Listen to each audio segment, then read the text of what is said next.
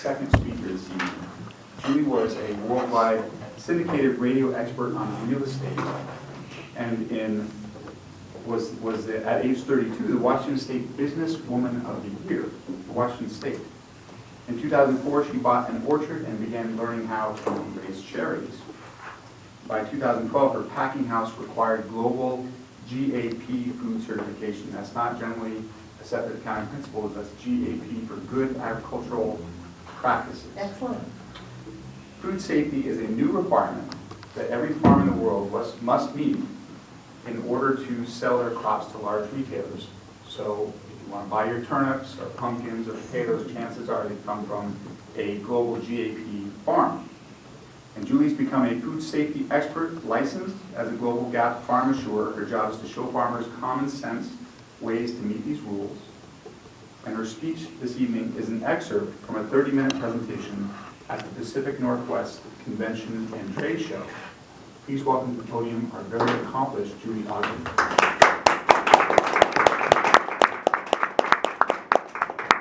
To begin with, I don't think this is, when I do a public here, I never wear shoes, so it stays that way no matter what I'm doing. Food safety is soon going to be required in every country in the world. Every farmer in the world has to follow the same rules. Understanding why they have to do that is a hard step for farmers. The why is actually pretty simple.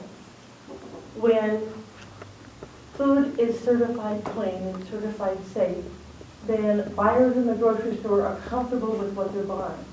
But the big reason, the reason that it really is being really pushed really hard, is that the CDC, which is the Center for Disease Control, can immediately locate the exact farm that a crop came from that is causing a food poisoning outbreak. It's amazing how quick, within 2 or 3 hours, they can pinpoint which farm and which load on the farm that came from. Global GAP, which is how you say it, Global GAP, started about 20 years ago when a group of school children died from a food poisoning outbreak. 10 Germans got together and they decided that they were going to push food safety. They did that by convincing grocery stores to demand proof that the food they were buying was safe.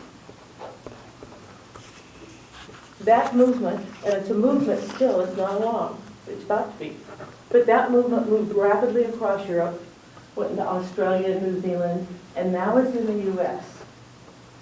Food safety is really about cleanliness and about stopping cross-contamination between animals, people, manure, chemicals, and materials. So if you keep your crop clean and your farm clean, it's a huge step to getting your certification.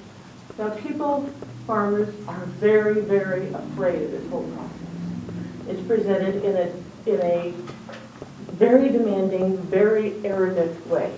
The rules are written by people with doctorates, and they seem to compete for who can write the fanciest words. Now they're talking to farmers, so that doesn't work.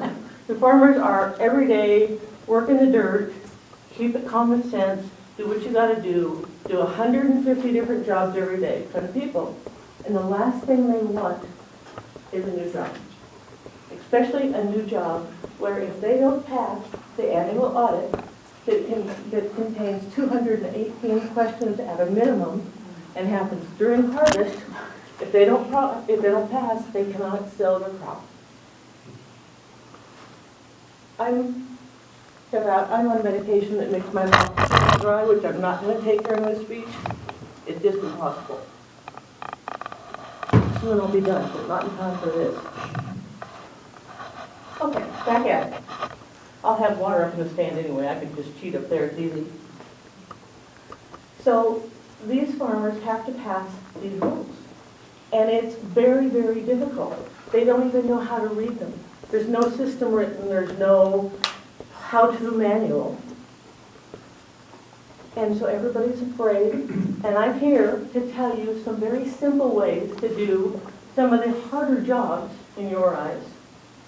They can be done simply, and they can be done inexpensively. Your liquid chemicals, for instance, have to be in containment.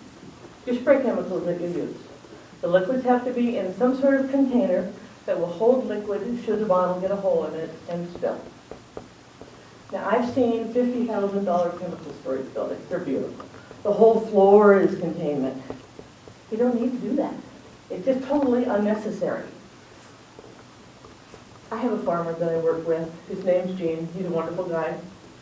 When I was working with him, we were about to walk into his chemical storage, and he said to me, "You're not going to like this." And I've seen some stuff, so okay. But I walk in, and I totally loved it. His chemicals, he's got 200 acres of apples and pears and cherries and peaches. He's a pretty big farmer. His containment for his liquids was a kiddie swimming pool, about this big around, cheap one, very cheap, you know, Walmart type kiddie swimming pool. And it held all his bottles of liquid chemicals. It works. It's okay. When I show that photo of those chemicals in my workshops, and these photos will be behind me, by the way, on this real event, when I show those photos, people say, "That won't pass," because they believe it's got to be hard, it's got to be expensive, but it doesn't have to be. It can be very simple. Your chemical containers, they may not be used for anything but the chemical that came in them originally. Many farms want to use them to hold nuts and bolts or sprinkler parts, whatever it is. And that's fine as long as you completely remove the label. You have to have a garbage can in a whole bunch of different spots on your farm. And if your crop goes to Costco, you not only have to have a garbage can at your chemical storage, at the mix and fill station, at every permanent location on the farm, and in the area of workers, and at every toilet, but there has to be a lid on it. Now, if you've got a garbage can with a lid on it, your worker is going to see that lid, and the garbage is going to go on the ground next to it. They're not going to take the lid off and put it back on. Cut a hole in the middle of the lid. There's no rule in the book that you can't cut a hole. So now the workers will use it, and it works for you. Food safety rules, learning them, is all about learning what the rules say and what they don't say. Because both of those things make a huge difference in your food safety future. And food safety is going to be in every farm's future. Thank you.